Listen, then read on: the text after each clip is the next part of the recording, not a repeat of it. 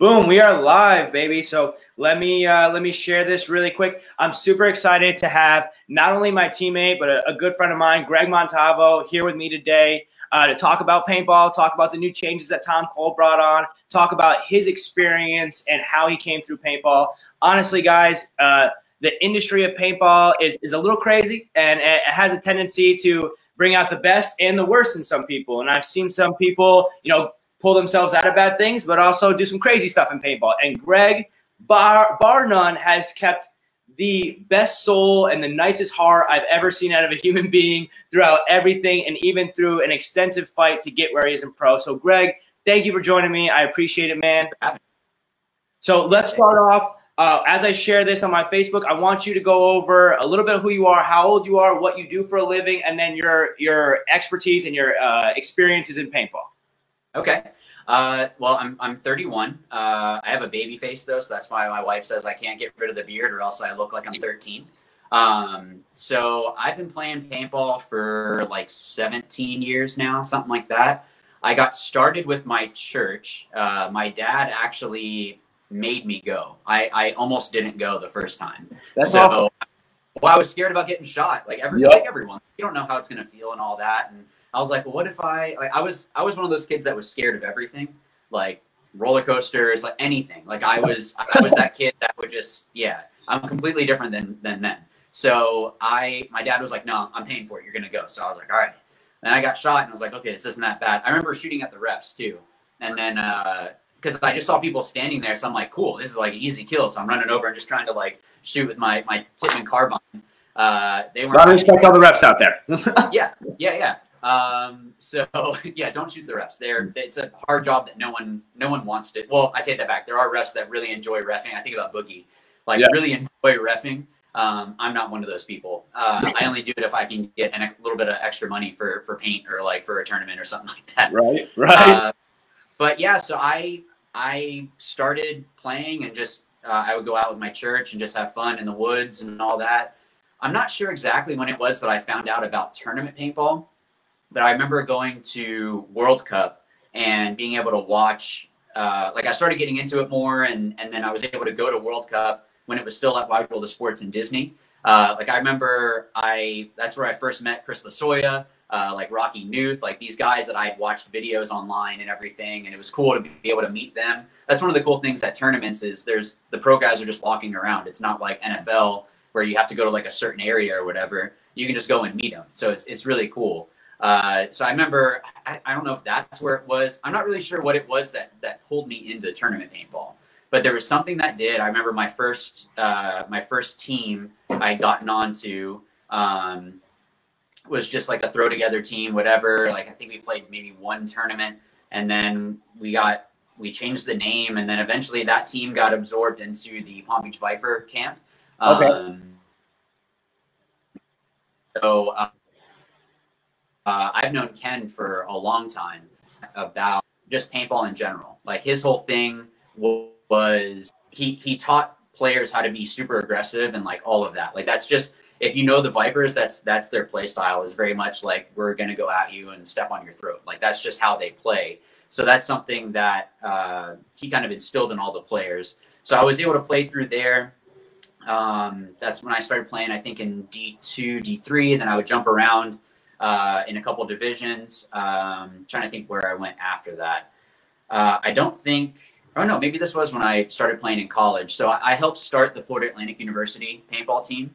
The team actually in college. So the college supported team? Yeah. So at first we had 0. It's just a bunch of guys. I remember the first practice that we had, I was like, what am I getting myself into? Like this one dude that came out, like had a pack that the pods, it was like a harness, like a backpack. And then it would like, the pods came out here and I'm just like, oh my gosh, what am I doing? Like it's gonna be a disaster.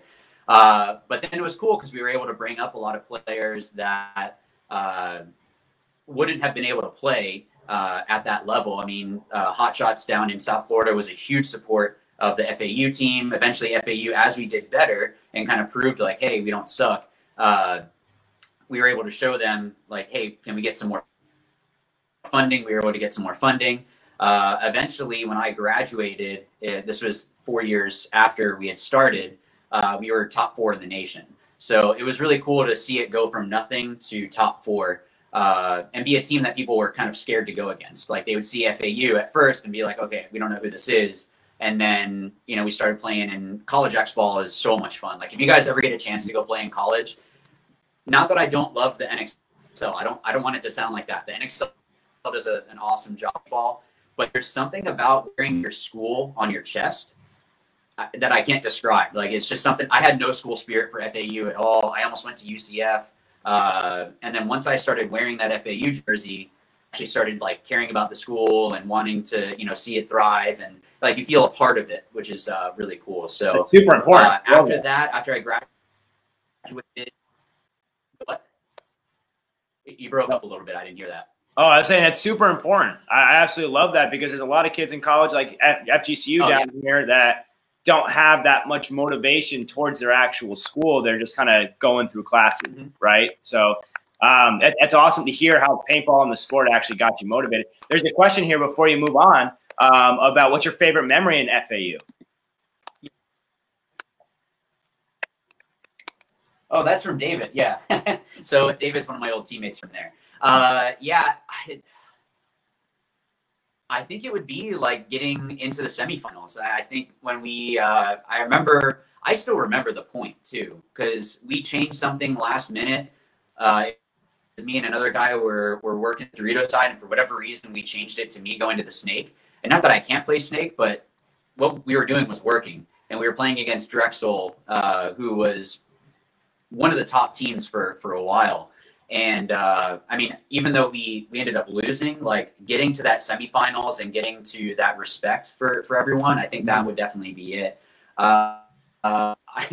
We did win a AA event, which is a 5-man event, but it was so cold that none of us really celebrated. It was more just like, all right, we won, let's go home. Yeah, it was up in Georgia and like sort of snowing, and the field was muddy. It was just, it was terrible. So we won, and it was like, all right, let's get back into the car so we can turn the heater on and go home. Like it wasn't even like a celebration. But yeah, I would say just seeing that was definitely one of those things that was a really fond memory. And it's cool because I think the team is still going on. Helped coach a little bit as well. So it's cool being on that side. And then you just have a lot of fond memories of it. Like, I mean, with our wedding, almost all the FAU team was there. Like we had one of those things that people can sign, and people like wrote in like FAU paintball, and then they had signed all of it. And they're all broke college students. They all went in together on like a Keurig for us, but it was still cool to see like all those guys there. And, you know, you kind of grow up in that time, even though it's only 4 years. It was cool to see that. So yeah, so after college, I kind of jumped around a little bit with teams, and eventually I was like, all right, I want to go pro. So what do I need to do? I knew Damage was right there. So I was like, all right, I'm going to move to Tampa, and I'm going to fight my way on to play with, at the time, Tampa Bay Notorious was playing semi-pro, or I think it was open at the time, or D1. I can't they were calling it. So I got a job and just like left South Florida and went to Tampa. I was able to play there and just kind of learn and kind of fight my way. And then that team fell apart. My wife has always been like, paintball is such an emotional roller coaster. I don't know how you deal with it, because it would be like, yeah, I'm on this team. And then, oh yeah, the team fell apart. Now we're starting this, or we're doing this now. And it's just, you know how it is. Like someone that's been in it knows, but for my wife, she's just like, I don't understand this at all. It could be a TV show and a half, man. So yeah, so I was able to get on with that.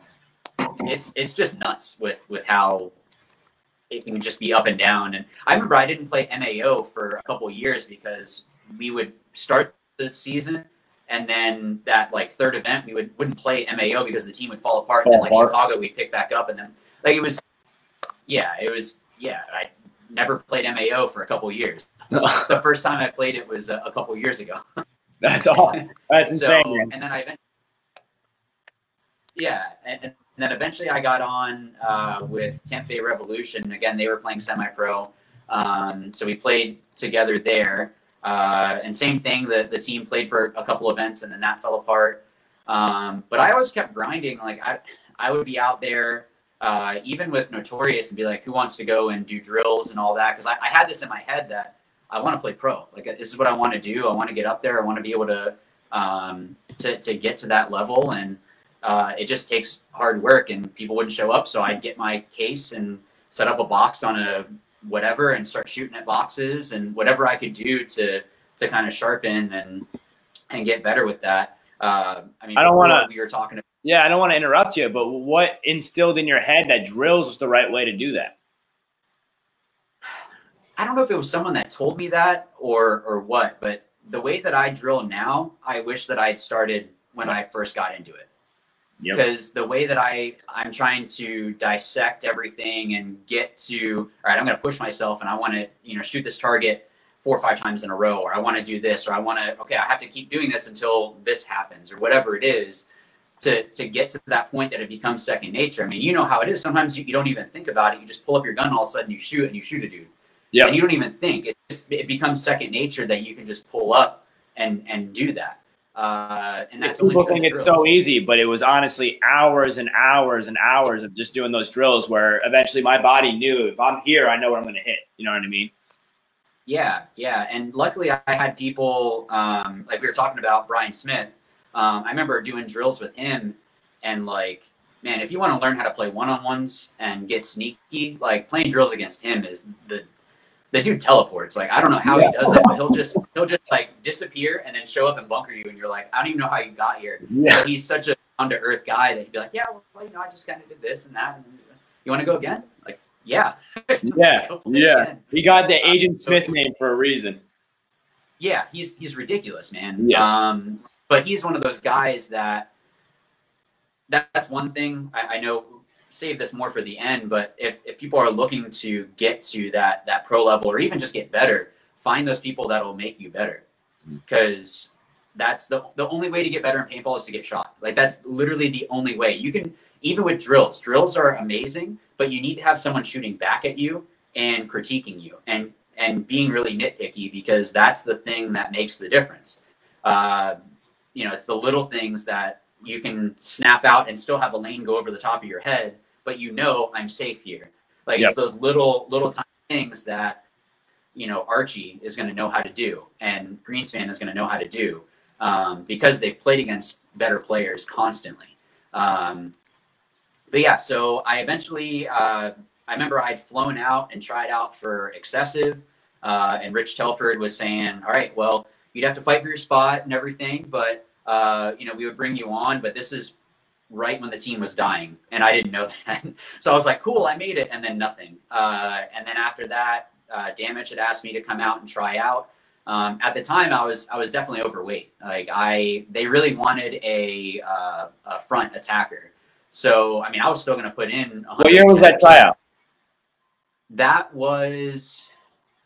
It was after you were off the team. It was right when they picked up Mikey. Because that's the day that they picked up Mikey. Okay. So what was that?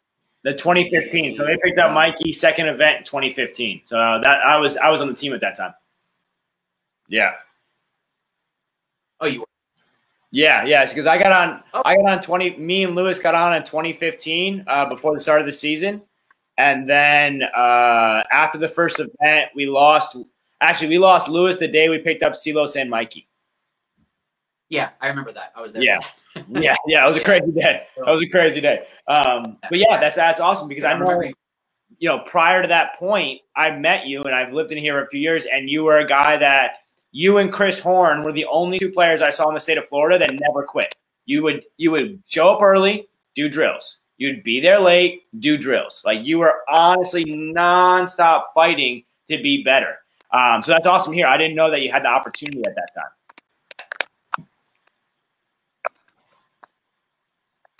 Yeah. So I'd always been, maybe not always, but I'd been told a lot, hey, you're right there. And I just needed that push for someone to give me the chance so that way I could prove myself. That's really what a lot of it was. So obviously you guys can see the banner in the back. For those that don't know, I'm the one that runs the How to Play Paintball YouTube channel. And that got started 5 years ago now. I think I have like 400 something videos. I looked recently and I'm like, oh my gosh. Don't watch the original ones. They're hot garbage. Like, it's so bad. The video quality and all that, like they're so bad. Although I kind of want to go back and see them and like watch some ones together on a video or something. That might be fun. But yeah, my dad was the one that had told me, yeah, you should look into getting a channel started, like do something, because he had a channel for cooking. So he was saying, like, just do it. He helped me with getting a lot of stuff set up. I think for like Christmas one year, he bought me the replay, the R7 replay, which is basically like a GoPro, but at the time it was smaller than a GoPro because it was like a cylinder. I think I still have it actually, but that's what I did everything on. So like the mic isn't meant for like talking and all this stuff. So now I have like a full setup. But yeah, so I'd gotten that started, and I think it was after I'd moved to Tampa. I'd worked for LA Fitness, and then eventually had gotten, I had seen that Exalt Paintball was, they had an opening for a warehouse manager. So I applied for that. And something that one of the owners had said at the time was that there were people that were more qualified than me, but because of my reputation, which I appreciate you saying that, because of my reputation, that's what got me the job. That's awesome. Someone, yeah, he had called one of, it was actually, I think I can say it now. It was actually Ken, because Ken had known one of the guys at Exalt for a while, and he was like, yeah, you should definitely hire this guy.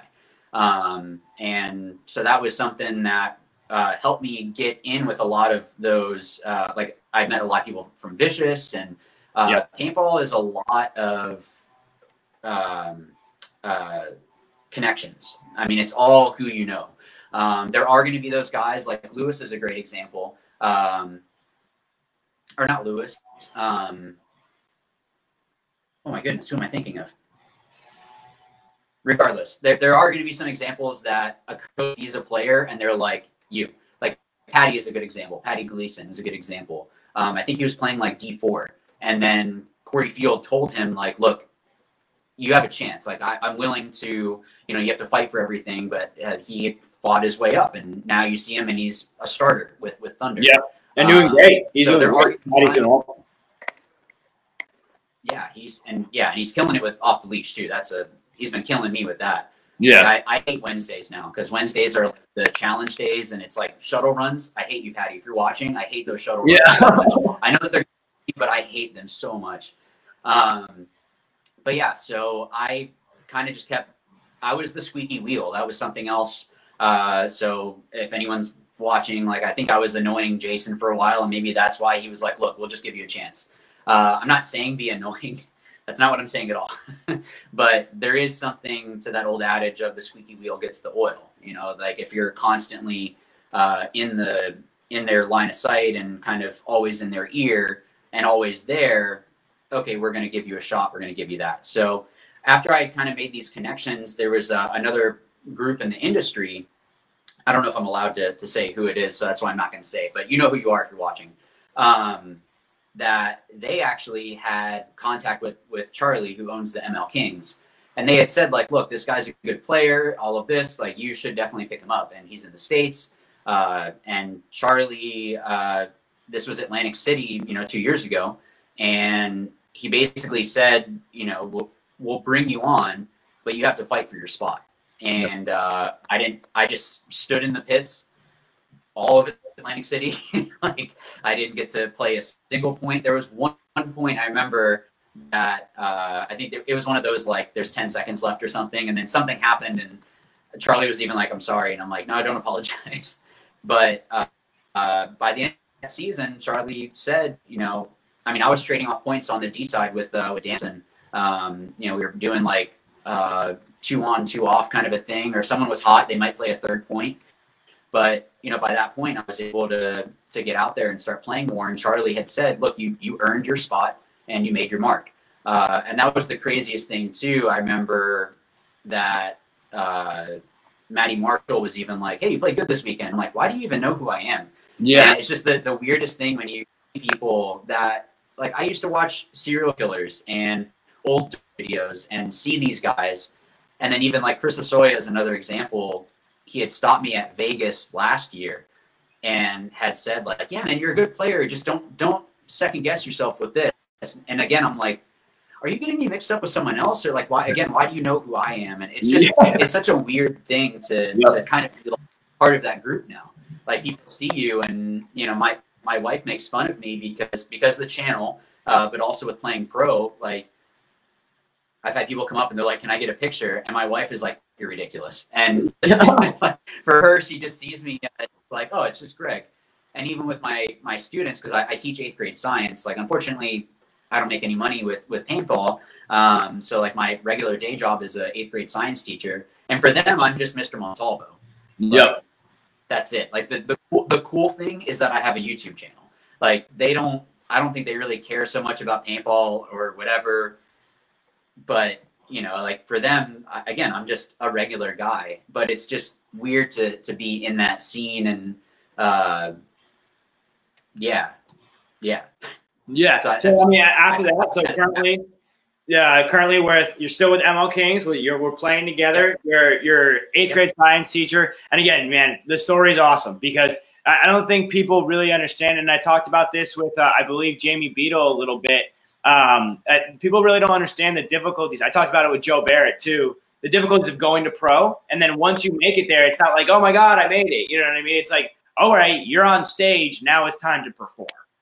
Right? You don't get a freebie. It's not like we walk on the field and be like, oh, I'm pro, and the Russians just fall down on the other side. It's, you know, once we've gotten to this point, it's basically like, okay, here's a reality check. Right. You're here, but now you got to perform. So, I mean, it's awesome to hear. I mean, I love your story. I love the progression that it's gone through, and it's a true showing of, like, being a fighter. You say it's a squeaky wheel. I see someone with so much determination that you got a broken wheel, and you just keep on chucking along until you roll that bad boy out. You know, and it's awesome to see. So if any young players are out there, especially, you know, you working in school and you with the podcast or with the video cast on YouTube, the YouTube page, if you ever want any advice, you know, I'm always here to help out paintball players, but Greg's videos are awesome. They're great explainer videos. He's got awesome drills on there. If you haven't checked it out, go subscribe to his page. Really is good content. So question is, now that we're in quarantine and we're sitting here stuck in our houses, how's things changed for you? How are you staying sharp? What are you doing day by day?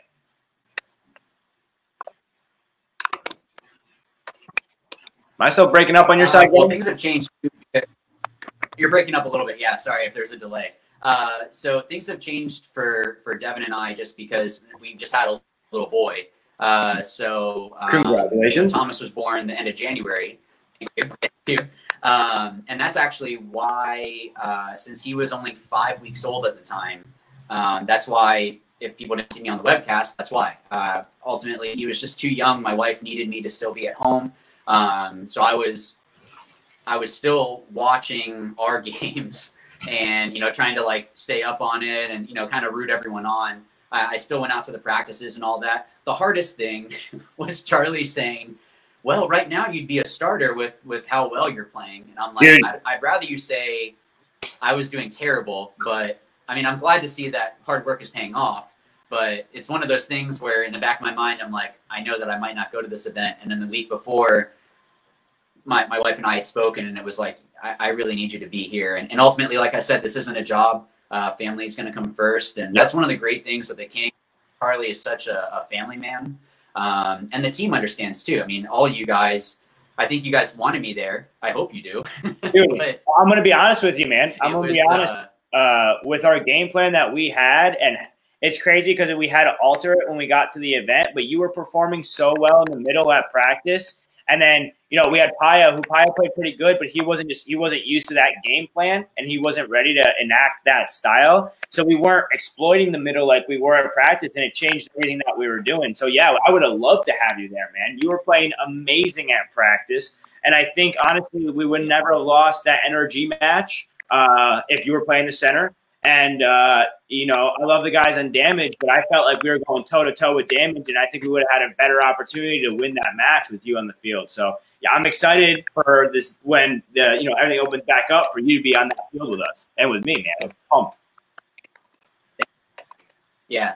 And it's funny with the middle, too, because I started off more as a Dorito player, and then I kind of filled into the center, and I have fun in the center, man. I like going up there now, and getting sneaky and being able to go up. And I also just like bunkering people. So it's fun to go through, especially when you hear that, like, well, I'm not going to say our code, but like when you hear like, hey, that guy's in the center, it's fun to go around and just go get them and just put it on them. So I like the center in that way. So I've kind of, I guess, taken that mantle for the team. But yeah, so you were asking about how things have changed. So yeah, I mean, obviously, luckily the baby is sleeping pretty well. So that helps out a lot. But since I'm working from home, and the gyms are closed, so I hit up Patty before the gyms had closed and said, look, with the baby and all this stuff, I'm not really worried about myself or my wife getting sick. Because if we get sick, we're both healthy. It'll be painful, but it's not necessarily as deadly as someone that has, immunocompromised or whatever. But I'm worried about him. He just turned 14 weeks. So for him, his immune system is not as strong. So like even today I went to the store and I had a mask on. It's not even necessarily for myself or, we have some family members that are not as healthy as well. So we're watching out for them. But the good thing is that, like we were talking about before, being able to work out at home, and I've been trying to work out outside as much as possible. One, because I sweat too much. Yeah, me too. But oh man, it's terrible. But working out outside has helped, I think, because I was able to finally get out and play this past weekend.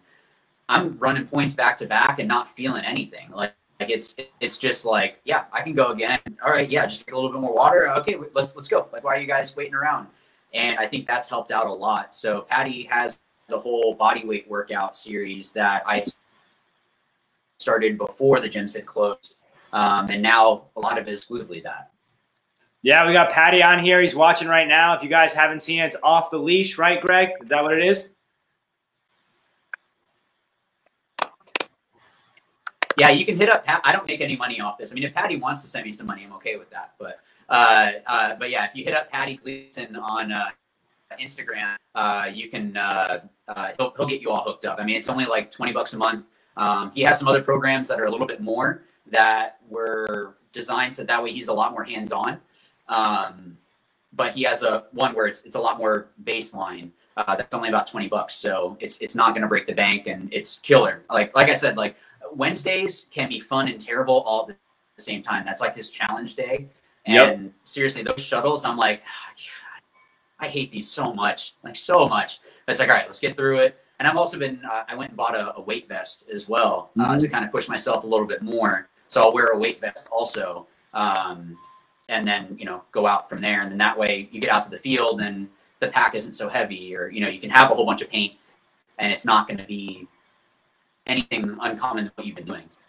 Yeah, I want to give a shout out to Patty. I've seen your videos of some of the workouts, super explosive stuff. I've seen you've been moving around in the field way better. So, I haven't seen the program personally, but what I've seen from you and the people posting, it's awesome. If you're looking for an at-home workout or if you're looking for a paintball-based workout, reach out to Patty Gleason Off the Leash. Off leash training, off leash workout. I'm not quite sure, but hit up that man right there and he'll be able to help you out. All right, so you're doing Patty's workout.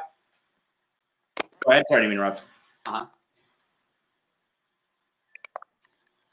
Yeah, okay, so yeah, you're doing Patty's workout, staying strong at home. What are your plans when the field opens back up? So it's awesome that everything in Florida is opening back up now. So we actually get to practice together tomorrow. What are you looking forward to? What's your plan? Are you going to go right into drills? Do you want to play points? What do you think is the best thing to do for somebody listening their first day back in the field? What would you recommend? I think at least, so like we're going to go to CFP tomorrow. Like you and I, and hopefully some other guys from the Kings will be out there. So if you guys wanted it to come out, feel free to do that. I know the local field to me, Markham Hall Paintball in Winter Haven, they're back open as well. So support them also. I mean, just support paintball in general.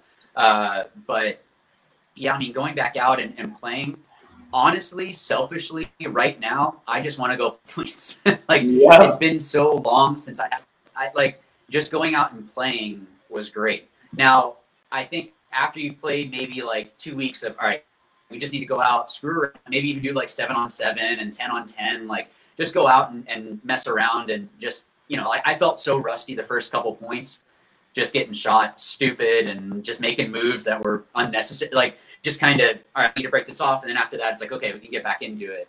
But I think after the first 2 weeks, yeah, definitely get back into those drills because it's all muscle memory, but you need to keep doing it. Like there's going to be those times that once you get back into the tournament game and you're getting back into practice, you don't want to be the one that hasn't been drilling. And now your team is like, well, you used to be the best laner, and now you're the worst because you haven't been working, but this guy has been working. So, you know, that's the way that paintball works. It's only going to be the people that are the strongest that are going to be able to get that play spot. That's just how it is. It's a team sport. I mean, there's going to be times that you're the one playing, and then there are times that the other guy is the one playing. But if you want to put your chances higher, you need to make sure that you're putting in that work. So I think after like 2, maybe 3 weeks of just going and having fun again, and you know, we've been stuck inside, and make sure that you're being safe too. Like the other weekend, I was trying to just do fist bumps for people. You know, I've been seeing everyone, and this one guy just gave me a hug, and I'm like, really didn't want you to do that, but yeah, you know, it is what it is. Yep. I can still be safe, like stage further away from everyone. Obviously, when you're on the field, the mask is going to help lower. I mean, obviously, there's no filter in the mask, but at least it's going to help with that. And you're outside, and I know that there's I'm liking some of the stuff, so that'll help. So yeah, I mean, I would say after about 3 weeks or so, you need to make sure that you're getting back in and doing those drills. Like still play, obviously, because there's certain things that you can only learn from playing that drilling isn't going to help with. Like there's going to be those timing things that you can only learn from playing. Those certain game situations of when is it that it's best for me to go and bunker this guy, or best for me to move to this spot or do this in whatever situation. So drills can only go so far. You know, Michael Jordan still went out and did a whole bunch of free throws, but he also, I'm sure, was in and doing scrimmages and all of that. Like he was just ready for whatever he needed to do. Exactly. You got to have a balance. And I agree. I couldn't agree with you more, man. During, you know, one thing I loved about the whole paintball community during this time was we kind of came together during the quarantine. We were working with each other. We were connecting better on social media. And I'm hoping that as soon as the fields open up across the U.S., people just go out and have fun and have a smile on their face and enjoy their time and just remember that love for paintball. So with that, let's talk about opening back up in the new season. Tom Cole does his press release. I believe it was earlier this week on Tuesday. He did a release of how we're going to do regional-based events now. We're going to have one event we're going to be playing AC Dallas, AC Diesel, Heat, X Factor, and us, I believe, is the bracket in total. And the regions are broken up between West, Southern, and Eastern. We're going to have our events in August, then we'll have World Cup. How do you feel about this? Do you think this – I appreciate Tom Cole for putting something together so we can play paintball 100%. But do you think this is something that we should try to continue moving forward? You like the regional-based thing? How do you think that – what in your eyes, what's the best scenario?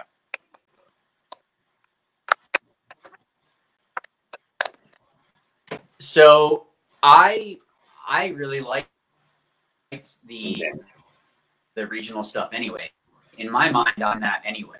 Personally, I feel like there should be a Southeast, Northeast, you know, Midwest, Southwest, Northwest conference for maybe like D2 down. So only the pro teams and maybe the semi-pro teams would be the ones that would actually be flying to these different areas. Just because it's tough. Like I remember having to shell out, you know, $800 in high school or whatever to go play an event, $900, and you know I'm working for that. Like my parents would help for my birthday, I remember. But after that, it was kind of like, all right, you got to make the money on your own. So I'm working, you know, at Moe's trying to roll burritos and get all this, you know, whatever I can to go to these tournaments, you know, just trying to get out there and do it. So I think it would really help. I mean, you look at the success of the MVPS is a great example down here in Florida. They have great numbers. And I think that it would help paintball grow, especially to have something where it's the lower end, but it feels like a big event. So you might be playing Division 4, but it feels like a Texas or a Chicago event because there's so many people there. But I like the regional stuff. I think it'll be good for rivalries. I think it's good to have those teams kind of be able to fight against each other. I mean, you look at even in the NFL, like I'm unfortunately a Dolphins fan, so like I'm supposed to hate the Patriots. So like that kind of stuff, like there's always going to be those rivalries, and that's a good thing for spectators. I love that. Yeah, I agree. I couldn't agree with you. You. Be good too. Yeah, for those listening, we apologize about the delay. A little bit of a delay. Yeah, yeah, we apologize about the delay, but just trying to get through this, get as much information as we can. But, you know, I 100% agree with you, man, and especially bringing it back to local fields. I think the NXL and the national-based paintball really needs to be connected to local fields, because that's the first step in transition to competitive paintball. It's not like they go out and play paintball in the woods and then go to an NXL event and they play an NXL event. No, they go from out in the woods to a woods ball field or a speedball field at an actual competitive paintball field, and then into competitive paintball. So there has to be a strong connection between the local-based fields and the national circuit for it to continue to grow and prosper. Like any business, we have to have a new customer acquisition process, or a way to gain new customers throughout the day or throughout the years, which is awesome, man. So I agree with you there. I think that is the best way of going about it. You know, what do you think the future looks like in general for paintball, right? We have this plan going forward for 2020, but going into 2021 and beyond, what is, in your eyes, being in the pro circuit, being in it for the last few years now, and what you see in paintball and growth or not so much growth, what do you think it looks like in 5 to 10 years? So I hope that they stick with this regional thing. I think that that's going to be the thing that would actually help it out. In regards to pro, it's tough, man. Like to compete, like paintball is expensive already. And to have a successful pro program is too expensive. Like it's really tough. Now being in pro, being able to talk to other players, like you kind of start realizing like there's a reason why Impact is one of the top teams, why the Russians are one of the top teams. Like they have a lot more funding, and that's something that is hard to play against. Not that it's impossible. I mean, you can go out and look at Level. That was a huge success story. They did a lot better than I thought they were going to do in Vegas. And that's great. That shows that if you put your mind, you can beat top teams. That's a really great thing, or at least be able to compete. So I think for the future of paintball, I think it's going to do fine. It might have kind of I mean, it's just tough right now. There's so much unemployment. But I think if they stuck with the regional stuff and made it, again, where only the pro teams and maybe the semi-pro teams are the ones that are actually flying to these other events, one, paint companies would hopefully be able to sell it at a cheaper price because they'd be selling at 5 or 6 different regional events at the same time. So they have a stupid amount of paint they could sell. All the actual gun companies and apparel companies, all of that, again, would be able to have a bunch more players to be able to go and market to. So I think that this would be the market that they should do. And then basically have it where World Cup, make it as big as World Cup used to be. It used to be this huge thing. And it's not, I mean, it's good right now at Wide World of Sports. I mean, at the Gaylord Palms. But when it was at Wide World of Sports, like it took a while to walk around and see everything. So I think getting back to that, where there's less money going towards these event setups and all of that, you already have the local fields. You can just kind of work a deal with them where you pay a field a certain amount and then you already use the equipment that's there. I mean, again, MVPS is a great example of this. They go around and they have some events that are outside of a paintball field, then they'll go to CFP. And they play CFP, and there was a lot of the already standing equipment there. Yep. So I think that would help paintball be able to grow and be able to survive. Yeah, I'm right with you, man. I think you and I don't think we've ever talked about it in person, but we definitely see eye to eye in that. It's got to be, we're not a huge community. We really aren't. People might think paintball is huge, and yes, there are companies in here that are multi-million-dollar companies. Don't get it twisted, but in general, our community base, our outreach base is so small that we always need to band together from local to national-based companies. We need to band together to represent us as a whole so that we're actually recognized in the eyes of everybody else. like I brought up cornhole on my one interview with Joey B. Cornhole got into the Olympics because every person in cornhole, even it's crazy that that's considered an Olympic sport now. They banded together. They came together under one group. And when you're together, when there's 10,000, 20,000 people together and saying, hey, this is what we want, you have such a louder voice than just Tom Cole, or we have Matt Angles here, I see, who's the I'm pretty sure the marketing director for Go Sports, or marketing director for NXL. I'm not quite sure. Matt, can you answer that question in there? Yeah, he's in here now, but he's been doing NXL. Yeah. NXL. Okay, so marketing director for the NXL. You know, you can't have that one guy and expect him to pull all of this off that we want in paintball. We all want this growth and we all want this development. We have to come together as a community to really move the needle anywhere. And that starts off with players like us. You know what I mean? Like, I know you do a great job. I try to do a great job at it of really connecting with the younger players and being good to them. But not only doing that, but when we're on social media and we're representing ourselves, we always have paintball in a positive light. We're not talking bad about it. We're not saying anything stupid. So, you know, that's the real power behind it. We have to come together as a community to really represent paintball in the way that we see it, right? And that leads into my next question. Do you see paintball as a hobby? Sorry, hold on 1 second. My dog's freaking out. Okay. So this question, sorry about that. This question. I know the question you're going to ask, hobby, pro sport. Yeah, well, it stems because I was talking when I got back into pro this year, right? I started talking to some of the professionals and just trying to pick their mind, right? Trying to absorb how they feel about it, the industry itself. And I had some pros that I had a high level of respect for prior tell me that they didn't see paintball as a sport, it was just a hobby. And when a professional, someone that I'm labeling you as a professional, but the 10,000 little kids that play paintball right now label you as a professional. When you say that this is a hobby and that you're a hobbyist and it's not a sport, you're representing those words to all those kids. And that's where this question stems from. Do you see it as a professional? And if you do, what do you believe that the community as a whole, not just us players, but players and the business, have to do to represent ourselves more as a professional-based sport?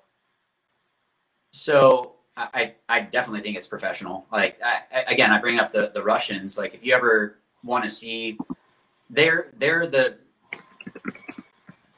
I don't want to say the only true professional team, but I say that I'm not trying to bash Dynasty or Impact or any of them, but when you look at their Instagram and they're getting up and they're working out and doing stuff 5 days a week, 6 days a week, and going out and drilling and all of that, doing the stuff that an NFL player would do, they're a true professional team. I think they even have a nutritionist that tells them like what to eat and all this stuff. Like, it's they have a whole team dedicated to making sure that they're successful.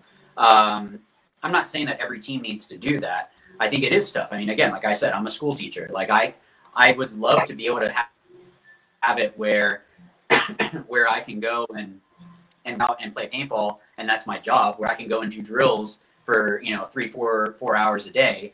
Yeah, that'd be fantastic, but it's just not the case right now. Yeah. Money is not what it was a couple of years ago in the industry. But yeah, I think it's important. You brought up about the little kids and all that. Maybe some people will hate me for this, but I mean, at the events, I think that's one of the bad things at the events is there's a lot of people that are walking around, doing drugs and all this stuff. And it's something that it's tough to say to a family, like, hey, come out and watch this professional thing. And then they walk in and they smell, drugs, or they smell whatever. Or there's people that are just like completely blackout drunk at the event.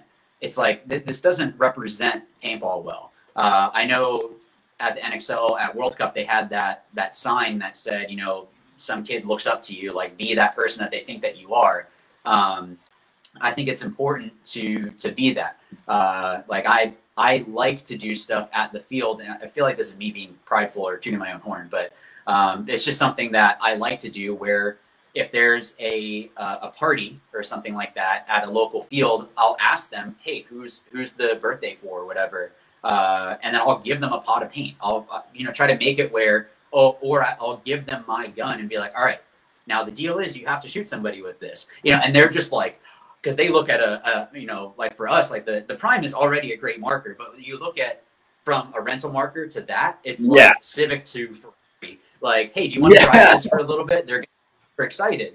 And it's something that they'll remember. Maybe they don't remember your team. Maybe they don't remember your name. They don't remember anything about that, but they remember someone made it more fun for me at the field.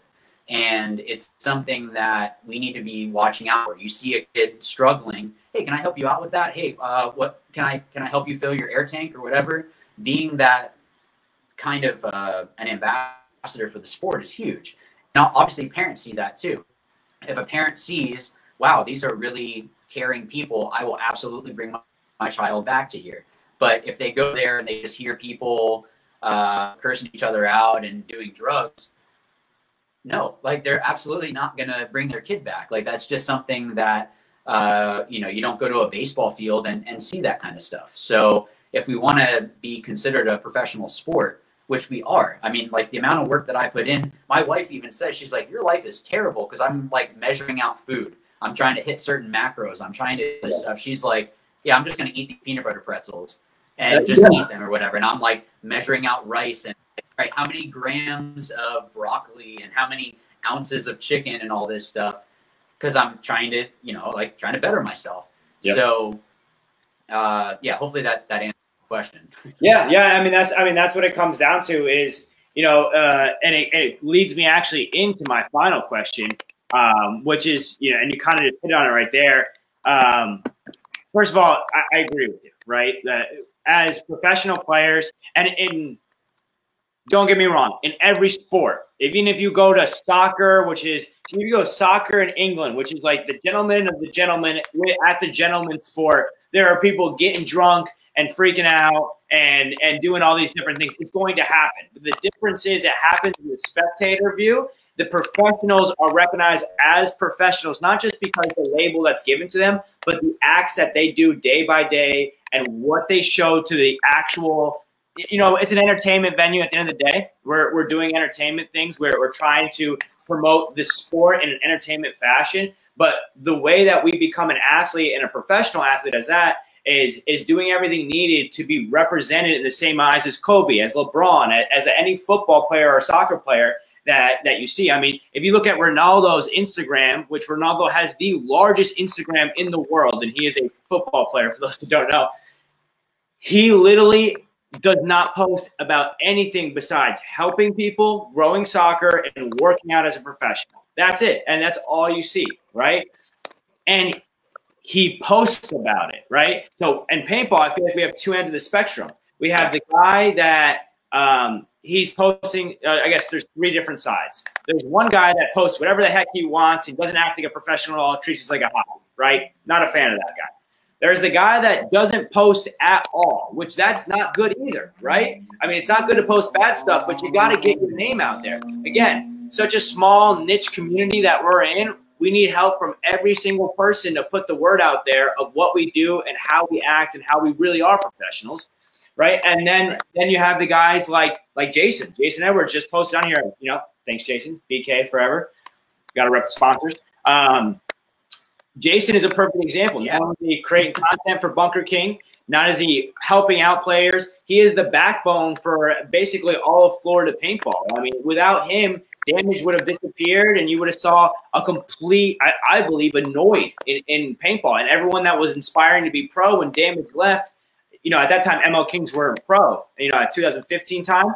If they were gone, you know, how many people would have left the sport? We might have saw paintball in Florida diminish down to nothing if it wasn't for him, right? So, you know, we just, as a community and as athletes, right, we all could be recognized as professional athletes if we do it correctly. As Matt said up here, you know, regardless of being paid or not, we have to act like professional athletes because the kids don't know, right? Every single time I talk to somebody about paintball, they got no freaking idea what I do. They can't even assume what competitive paintball is. So the only understanding they have is what I deliver to them, right? And every single one of us has that opportunity to deliver paintball in the right light. So my last question for you, Greg, and I think you're going to love this one. You know, you hit it on a little bit, but I really want you to hone in, and we'll finish this whole thing up here in the next 5 minutes with this last question. The 14-year-old you, right? Or the 14-year-old kid, the 15-year-old kid that is playing paintball right now, that loves the sport, and his eyes is to go pro, right? What would you say to him? If you had a 5-minute conversation with him, what would you say to that young kid, that young you? If I could go back, and we had talked about this a little bit, if I could go back and drill the way that I do now, that would be the first thing, is you need to put in the work. Like, there's going to be times where it sucks. Like, so again, I'm a teacher. When they had free pizza at Little Caesars for teachers, and I'm like, I really want pizza, but I can't have pizza right now. Like, I'm trying to stick with this stuff. So even though it was free, like, I didn't do it. So I think just that kind of determination. And also I would tell them, like, you got to do what it takes. So Ronnie Dizon, great guy, by the way. He has just a great person. I actually did a clinic. It was like a private clinic for one kid. And he said that it was and him were his favorite pros.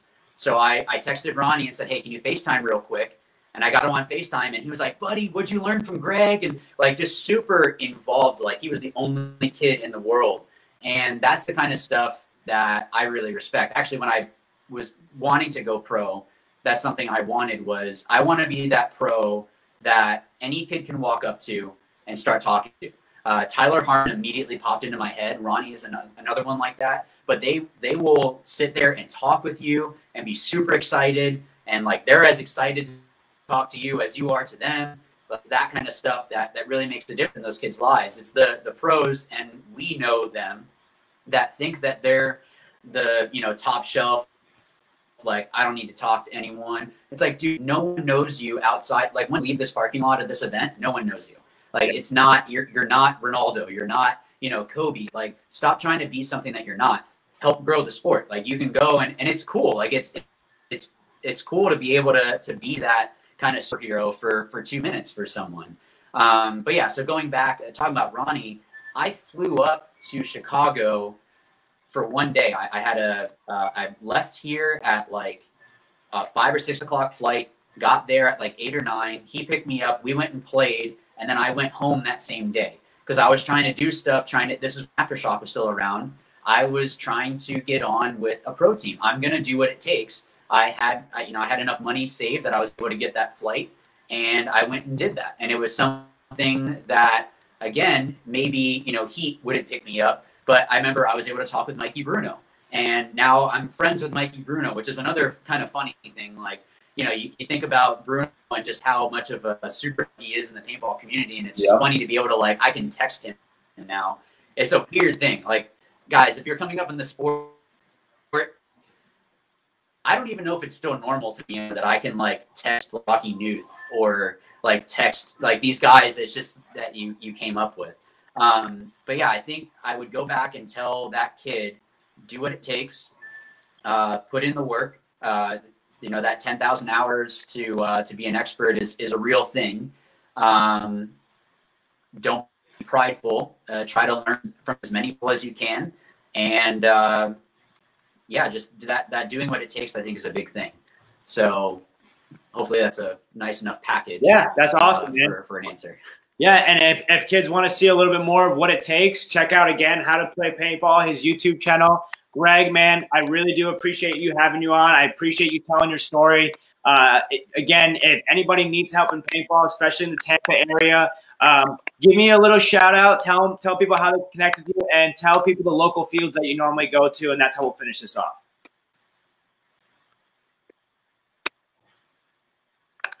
Yeah, absolutely. So obviously we both play for the Kings. So, I want to give a shout out to Ruthless. Oh, wrong side, Ruthless.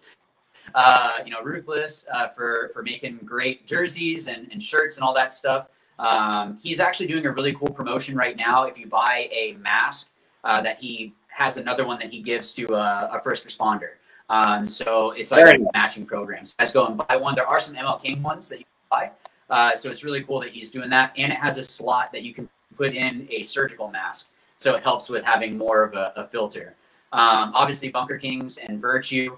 I legitimately like love their products. Like it's not even I have to say that. Like when I put on the CMD for the first time, I was like, this is incredible. Like no lie, I love that mask. And like the new logo is great. Like it's so stupid light.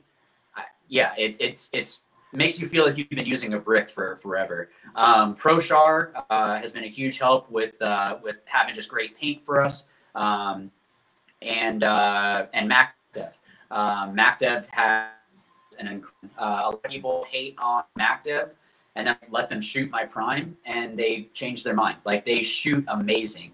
And Powerhouse. I don't want to forget Powerhouse. Powerhouse is awesome. They have some of the best support that I've seen at an event, and have an amazing product. So it's really cool to have that backing for the MLKings, and obviously Charlie. Charlie's the owner of he's the biggest sponsor. So thankful to Charlie for all that he does. But yeah, so shout outs. So I have my YouTube channel, so youtube.com/howtoplaypaintball. I post videos every Monday before events. I do a layout breakdown. I do a playing critique, which actually helps me out as well. That's why I have my mic here. So I go back through and show you the good, bad, and ugly of what I did at practice, things that I was trying. Here's what was going through my mind. Here's what I was trying to do. Here's where I could have actually fixed this, that kind of stuff. Then there's drills, there's views. I just did an answer session. So there's a whole lot of stuff. So be sure to go and check all that out. Yeah, so the local fields, just down the street from me, Paintball Paintball. They're here in Winter Haven, Florida. They're awesome. Danny and the whole crew there has been a huge support of myself. They've been like my biggest fan going pro. So they're a huge support, great group of people that just love playing paintball. And obviously CFP. CFP is where the MLKings, that's our home field for whenever we have practices here. And Eric and the team over there take care of us and have just been awesome since we've been there. So both those fields I play. If any of you guys want to join us, I mean, Kyle and I are going to be at CFP tomorrow. So it'd be cool to have a lot of people go out and play and just go have some fun. Or if you want to stop by Mall and play down here, I know that they have all their fields are open. They have like a 3-man airball field. Then they have these crazy ones where like there's like a bus in the middle of one of their fields, and you can go and like actually get inside it, like shoot out the windows and stuff. So some fun, you just want to go screw around and not take it seriously. So they have all that stuff there as well. So a lot of options for you. That's awesome, man. That's awesome. And yeah, again, as a teammate, I'd like to shout out Charlie and BK guys and everything that you just, brought up and mentioned. I appreciate everything they've been doing this season. I appreciate you, Greg, for sitting down with me. Thanks so much for telling your story. Thank you so much for your insight. And anybody else, if you have any questions or if you want to do a live interview with me, let me know. I got another one coming up in about 45 minutes with a man that started a SaaS company and I'm an internet company. Nothing like the interview with Greg here. We won't be talking as much paintball, but we'll be talking business. So thanks, guys, for joining. Appreciate it. Greg, thank you again, and we'll be seeing you all soon. And, Zupa, we want in. So if it's an open tournament, I want to play, especially if that's Timmy Roberts. All right. Peace, guys. Thanks again, Greg. All right, guys. Thank you.